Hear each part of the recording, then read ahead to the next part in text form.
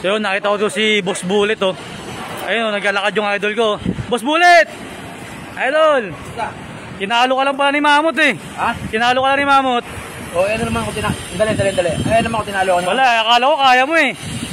Kitang-kita ang braso mo boss, ang laki-laki oh. Ano problema kung tinalo ako ni Mamot? Wala boss. Eh, nakita mo naman, di ba? Nakita mo yung ginawa. Hindi, Puro tayo, ayaw lumaban sa baba. di ka nga sumusuntok boss eh. Partida nga yun. Ayaw kong suntukin eh. Partida ko sa kanya yun. Sa akin lang boss, yung opinion ko lang, nakita kong laban ninyo, boss. Pakialam sa opinion mo.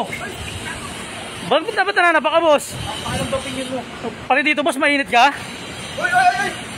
Bullet! Sige, oh yun oh, sige oh. Yun oh, sinampal ako ni Bullet oh. Ano yun? Bakit?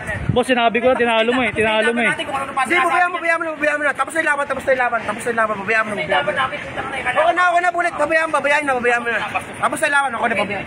Bastusan sa loob lang. Hindi yung pati sa labas, papastusin nyo. Hindi yung kaya sa labas. Di boss, walang problema. Sorry boss. Babayaan mo na, tapos na laban. Boss, pasensya na boss ha. Parang tayo, nakatsambal lang tayo. Pero, at sambahan si Bullet, okay, babayaan mo na. Oo, sinampal ako boss eh. Sinampal ka? Sinampal ako ni Bullet eh. Ano ba to? Sinampal ni Bullet? Bakit? Sinampal ako ni Bullet eh. Sinabihan ko lang tinalo ni Boss Mamot eh. Ni Idol Mamot eh. Sinampal ako. Nagalit. Baka mainit ang ulo. Ang init eh. Tara. Babayaan mo na. Sige boss, okay lang po. Okay lang. Thank you po. Salamat.